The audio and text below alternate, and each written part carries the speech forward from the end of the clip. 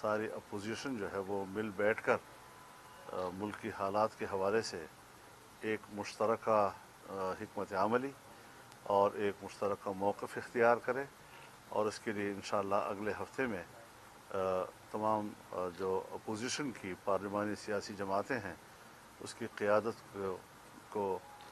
دعوت دی جائے گی، اور اس حوالے سے ایک آل پارٹیز کانفرنس منعقد کی جائے گی تاکہ آئندہ کی صورتحال پر ایک واضح حکمت عملی قوم کو دی جا سکے۔ اب ہمیں جمہوری طاقتیں کمزور نظر آ رہی ہیں، اور اس حکومت سے جس طرح میں نے پہلے بھی کہا ہے اور اب بھی کہہ رہا ہوں کہ یہ ملک سنبھلتا ہوا نظر نہیں آ رہا، تو اس بات کو میں نے روشن کرنا ہے، اس بات کو میں نے ساری پولیٹیکل فورسز کے ساتھ اس کے اوپر بات کرنی ہے، اور پھر کوئی لائے عمل بنا کے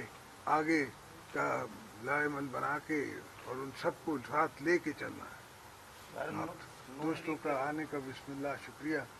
نون لیگ کے ساتھ رابطہ کون کرے گا؟ آپ ڈائریکٹ ہم مولانا سے کریں گے، ہم مولانا صاحب کے ساتھ رابطہ کریں گے۔ نون لیگ کے ساتھ مولانا جی ان سے بات ہو چکی ہے،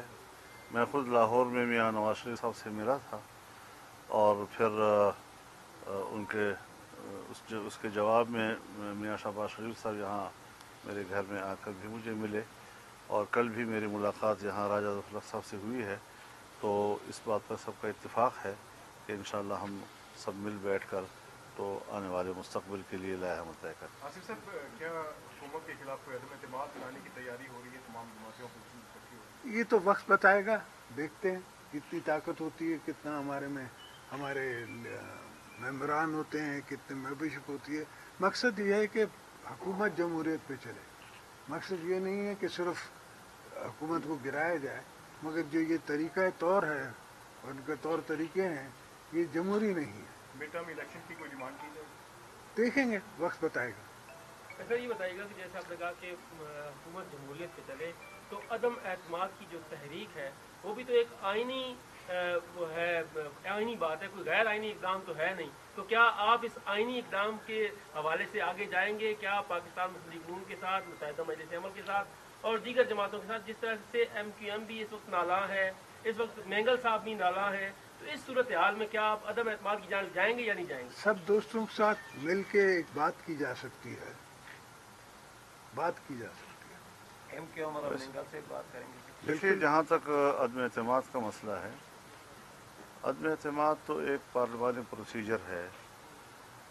لیکن بنیادی موقف جو ہم سب کا ہے وہ یہ ہے کہ یہ جعلی اکثریت ہے اور اس کو مینڈیٹ حاصل ہی نہیں ہے حکومت کرنے کا، تو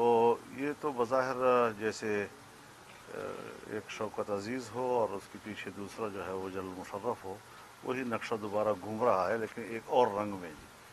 تو یہ جو ماحول ہے اس کے لیے پاکستان نہیں بنا تھا،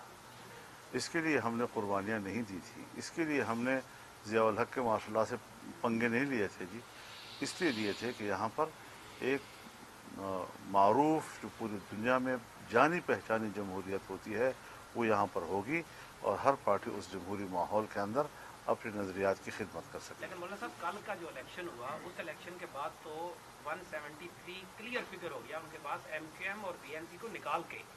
حکومت کے پاس۔ ظاہر ہے جو ان کو ایک خطرہ تھا یا ہو سکتا تھا تو اس میں تو بچ گیا۔